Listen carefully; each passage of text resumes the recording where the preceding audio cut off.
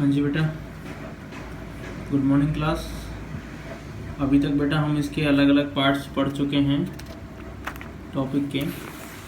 अभी जो चल रहा था हमारा how can we obtain pure copper sulphate from impure, ये मैंने अभी आपको बताया था। उसके बाद हमारा जो आज टॉपिक चलेगा वो है physical and chemical change. Physical and chemical change. ठीक है बेटा, ये है to understand the difference between a pure substance and a mixture, let us understand the difference between a physical and a chemical change. अगर हमें difference substance और mixture के बीच में देखना है तो सबसे पहले हमें फिजिकल और केमिकल चेंजेस पढ़ने होंगे। In the previous chapter we have learned about a few physical properties of matter. The properties that can be observed and specified like color, hardness, rigidity, fluidity, density, melting point, boiling point, etc. are the physical properties.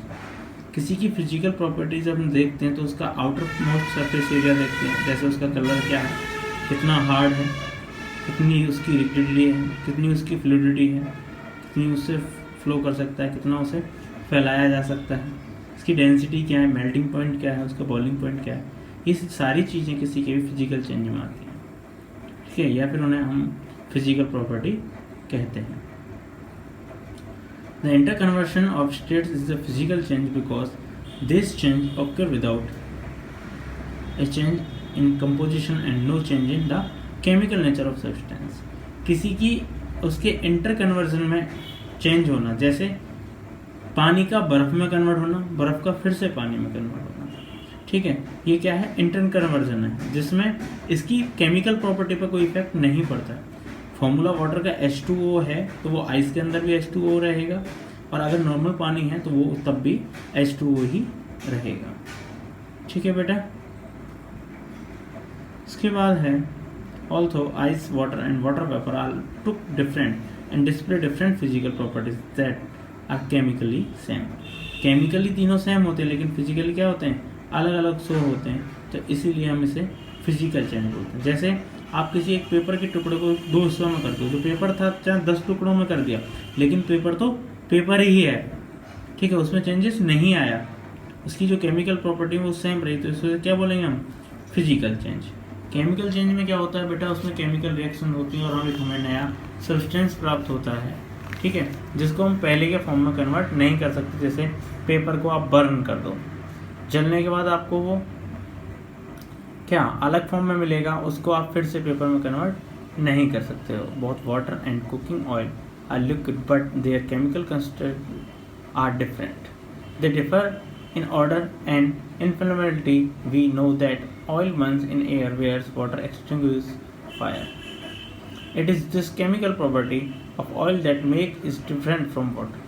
Burning is a chemical change. During this process, one substance reacts with another to undergo a change in chemical composition. Chemical property में क्या होता है कि बेटा एक chemical reaction होती है जिसके माध्यम से कोई भी या किसी भी मीडियम से वो न्यू सब्सटेंस में बन जाता है, और न्यू सब्सटेंस में बनने के बाद वो हमें एक अलग पार्ट में मिलता है, उसको हम फिर से उसी फॉर्म में कन्वर्ट नहीं कर सकते। तो ये आपके केमिकल चेंज होते हैं। Chemical change bring change in the chemical properties of matter and we get new substance. A chemical change is also called a chemical reaction. Chemical change को आप केमिकल रिएक्शन भी कह सकते हैं कि भाई जो जैसे आपने दूध से दही बनाया, क्या आप दही से दूध बना सकते हो? दूध की प्रॉपर्टियाँ अलग थी और दही की प्रॉपर्टी अलग है। दही में आपका लैक्टिक एसिड पाया जाता है लेकिन दूध में वो एसिड नहीं पाया जाता। जब उसमें कन्वर्ट हो जाएगा तो वो कैसा है, ठीक है, ये पूछ लिया जाता है। मिल्क का कर्ड में चेंज होना क्या है, केमिकल प्रॉपर्टी, केमिकल चेंजेस या फिजिकल चेंज? तो ये क्या है बेटा, आपका कलर चाहे आपका वाइट एंड वाइट ही रहा, ठीक है, बट उसके क्या है, केमिकल प्रॉपर्टीज चेंज हो गई जिसकी वजह से हम इसे अलग कहेंगे। तो ये कैसा चेंज कहलाएगा, केमिकल रिएक्शन। ठीक है बेटा, नेक्स्ट है आपका during burning of a candle both physical and chemical changes take place, can you distinguish this? क्या होता है कि आपने अगर कैंडल को बर्न किया, ठीक है, आपके पास एक कैंडल है, आपने उसे बर्न किया, तो इसकी जो ये आपके पास फाइबर था, या फैब्रिक था, जो भी था, ठीक है, एक धागे टाइप में, आपने उसको क्या किया, बर्न किया, बर्न करने के बाद ये क्या चेंज हो गया। लेकिन जो आपके पास ये है, ठीक है, इसका जो मोम है वो पिघलने के बाद क्या होगा, वहीं पे स्टोर हो जाएगा, ठीक है बेटा, और उसको आप फिर से मोमबत्ती या अलग प्रॉपर्टीज में कन्वर्ट कर सकते हो। तो जो इसको ये कन्वर्ट हुआ, इसे मेल्ट होने के बाद ये आपका क्या होगा, फिजिकल चेंज,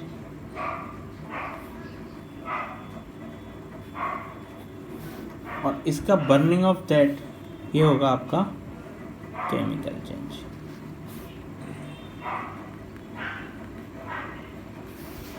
ठीक है बेटा। उसके बाद आपका नेक्स्ट टॉपिक है what are the types of pure substance.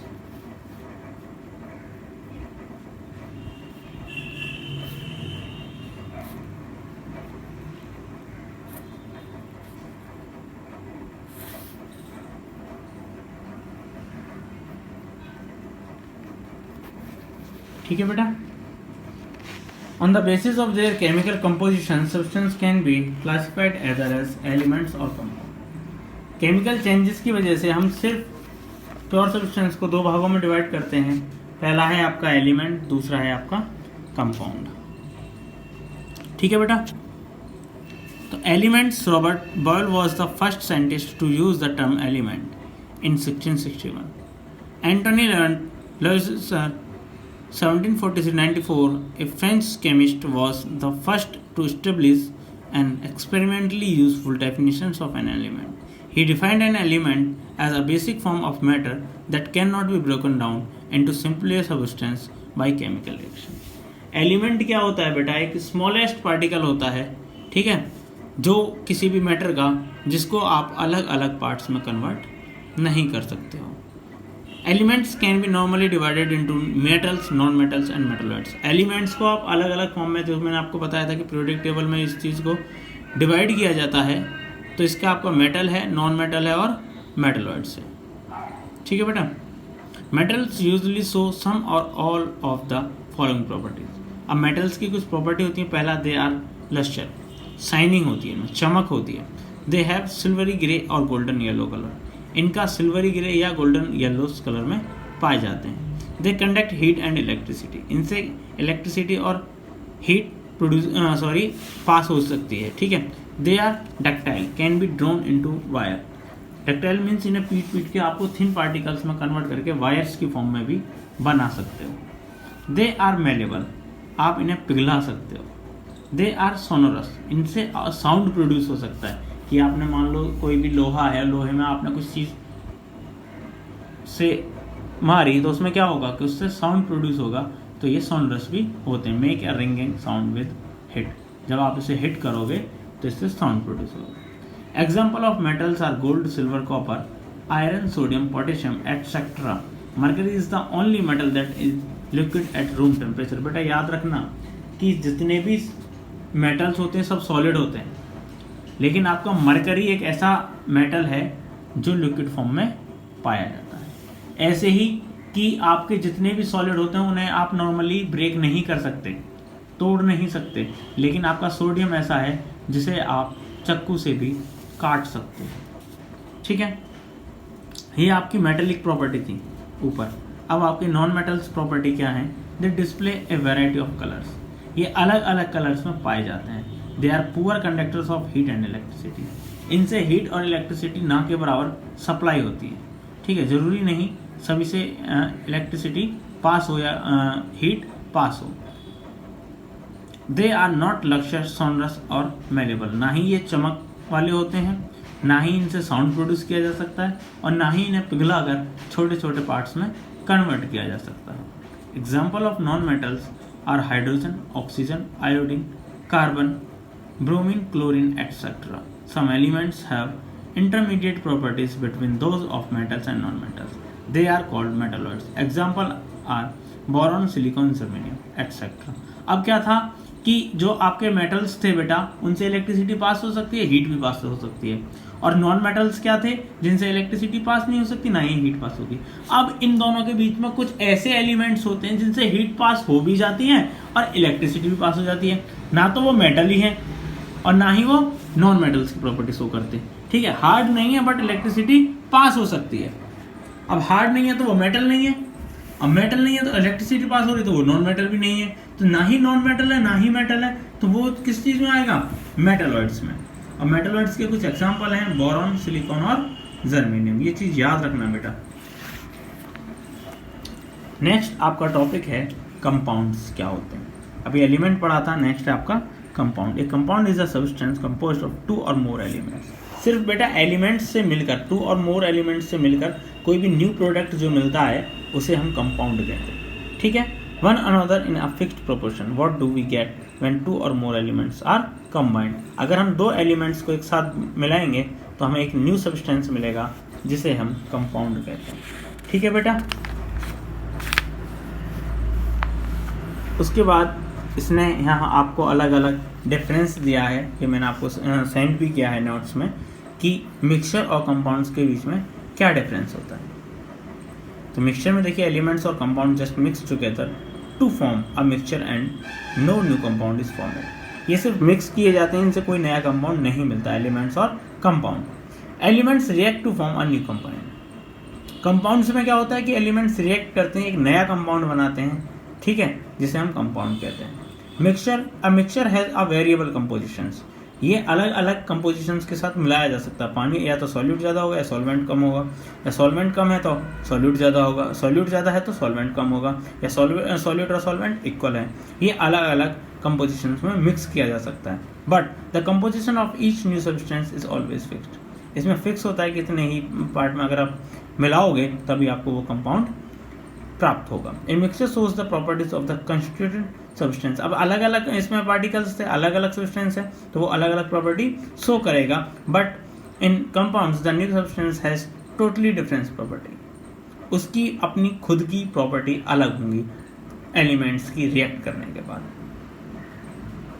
ठीक है बेटा, next the constituents can be separated Fairlie easily by physical method. Mixtures के जो पार्टिकल्स जो आपने सॉलिड एंड सॉल्वेंट दिए थे उन्हें फिजिकल मेथड की हेल्प से अलग किया जा सकता है, रिमूव किया जा सकता है। जैसे mixture of liquid and sugar, आप वाटर एंड शुगर का मिक्सअप लेते हो तो उसे हीट करने के बाद इवेपोरेशन मेथड से, फिजिकल मेथड है जिसकी हेल्प से आप इनको सेपरेट कर सकते हो। But in compounds the constituents can be separated only by chemical और इलेक्ट्रोकेमिकल रिएक्शंस।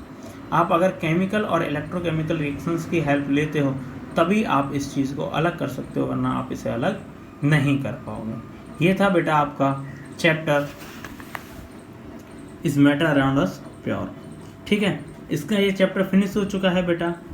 नेक्स्ट वीडियो में मैं इसके आपको इन टेक्स्ट क्वेश्चन भेजूंगा, ठीक है, और कल मैं इसके फाइनली आपको नोट्स सेंड कर दूंगा। यहाँ एक टेबल बनाई है जिसमें है मैटर सॉलिड, लिक्विड और गैस फॉर्म में मिल सकता है। अब मैटर 2 भागों में है, प्योर सब्सटेंस और मिक्सचर। प्योर सब्सटेंस को 2 भागों में बांटा था, एलिमेंट और कंपाउंड, और मिक्सचर 2 भागों में थे आपके, होमोजीनियस और हेट्रोजीनियस। होमोजीनियस मैं आपको बता चुका हूँ जो टोटली डिसॉल्व हो जाते हैं, हेट्रोजीनियस तो टोटली डिसॉल्व नहीं होते हैं। एलिमेंट एक ही टाइप्स के होते हैं, कंपाउंड मिक्सअप ऑफ एलिमेंट होते हैं। रिएक्टेड जब एलिमेंट एक दूसरे से रिएक्ट करते हैं तब आपका क्या बनता है, कंपाउंड बनता है। ठीक है बेटा, ये चीज़ आप अच्छे से याद कर लेना, समझ लेना। बाकी अगर आपको कहीं भी कोई प्रॉब्लम आती है तो आप मुझसे पूछ सकते हो। नेक्स्ट आज चैप्टर आपका फिनिश हो चुका है, ठीक है, व्हाट यू हैव लर्न, ये चीज़ आप पढ़ लेना। आपको कोई भी प्रॉब्लम हो तो मुझसे पूछ सकते हो। कल इन टेस्ट क्वेश्चंस मैं आपको सेंड करूँगा। ठीक है बेटा।